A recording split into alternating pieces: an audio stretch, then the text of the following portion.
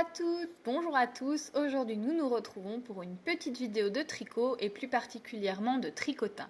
Aujourd'hui nous allons réaliser ensemble un chaperon.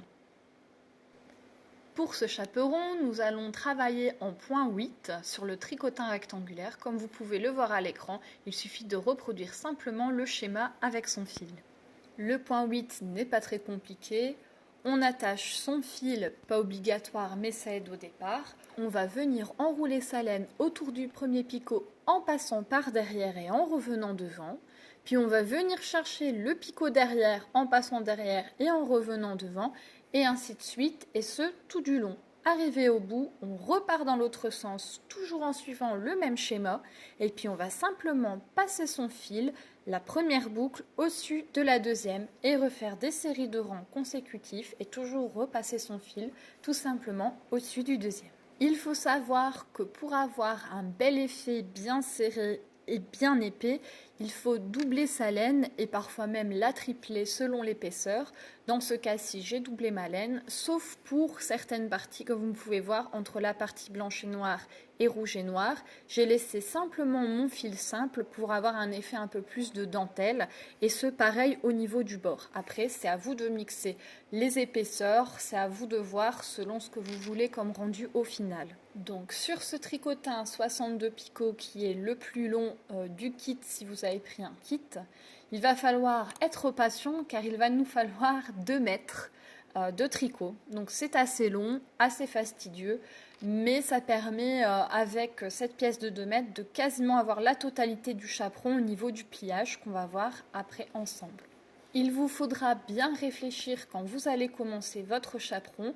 Si vous le faites uni, pas de problème, mais si vous décidez comme moi de faire des bandes de couleurs, il faudra bien réfléchir à la symétrie, mais également au placement des bandes. Une fois le pliage terminé, vous allez voir la partie centrale où elle va se retrouver et quel effet ça va donner. Comme ça pourra un peu vous aiguiller pour le vôtre. Une fois votre pièce de 2 mètres terminée, nous allons faire le pliage. Pour cela, vous pliez simplement votre longue bande en deux. Vous allez faire revenir le premier rabat vers le devant et le deuxième rabat également vers le devant.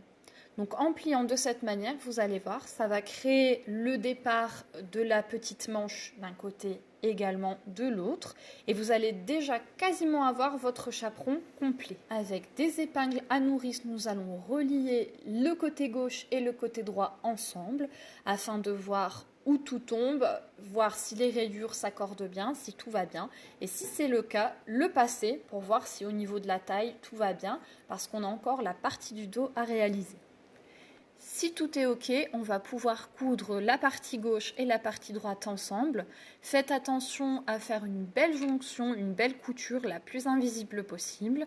Et moi, une fois que j'ai terminé ma couture, j'ai posé un petit ruban en haut de chaque côté afin de pouvoir fermer l'encolure. Quand il y a un peu plus de vent, c'est toujours plus sympa.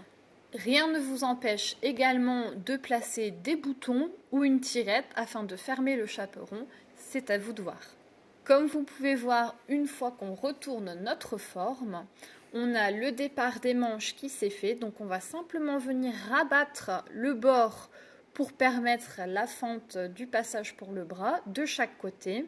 Et donc il va nous manquer une petite partie dorsale qu'on va venir tricoter afin de pouvoir rajouter. Une fois notre dernière partie dorsale tricotée, selon évidemment vos mesures, nous allons pouvoir venir la coudre, toujours de façon la plus invisible possible. Alors, il suffit simplement donc de coudre la partie gauche, la partie droite et la partie au-dessus.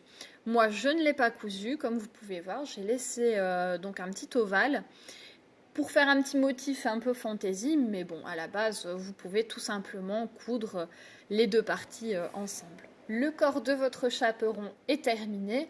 Maintenant, il ne faut surtout pas oublier de le doubler. Le but, c'est d'avoir quelque chose de bien chaud. Donc, moi, j'ai utilisé une couverture plaid que j'ai simplement posée dessus, découpée à la bonne forme, et ensuite, évidemment, je l'ai cousu. Le plus gros du travail est terminé, mais qui dit chaperon dit capuche. Pour ce faire, nous allons utiliser des bandes de fourrure, enfin moi dans mon cas c'est ce que j'ai fait, qui sont à la base pour décorer des bottes un peu simples. Il y a un ruban de chaque côté, il suffit de nouer autour du mollet. Donc moi j'ai utilisé ça, j'ai coupé les deux rubans que j'ai rattachés donc pour faire le col de mon chaperon. Et la fourrure va nous servir évidemment pour faire le bord de capuche. Maintenant, vous pouvez trouver évidemment de la fausse fourrure en magasin ou récupérer, c'est à vous de voir. Pour réaliser notre capuche, nous allons avoir besoin d'un rectangle, pareil c'est selon vos mesures, et de 2 manchons de fourrure. J'ai réalisé une petite cordelette en tressant et 2 pompons pour venir passer dans les manchons de fourrure afin de venir fixer ma capuche et de pouvoir la fermer. Comme vous pouvez le voir sur l'image, il suffit de venir plier les 2 coins supérieurs pour obtenir la capuche et de coudre toujours en faisant attention à ce que ce soit bien invisible.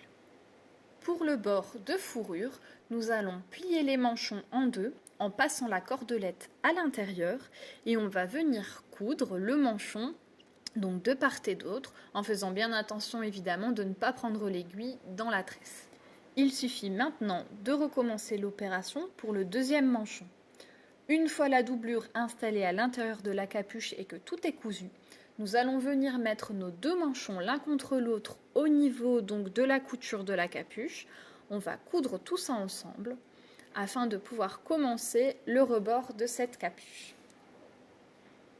Nous allons pouvoir finaliser le bord.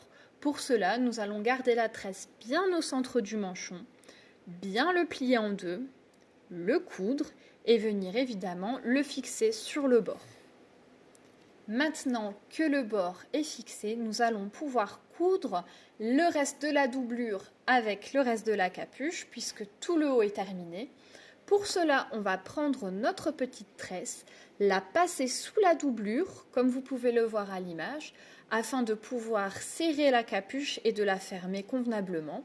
Donc vous faites passer le morceau, vous laissez 2-3 cm, vous l'incorporez dans la doublure, vous venez coudre le liseré sur le côté et vous le laissez repasser et vous terminez votre couture juste après évidemment et vous faites ça pour les 2 côtés.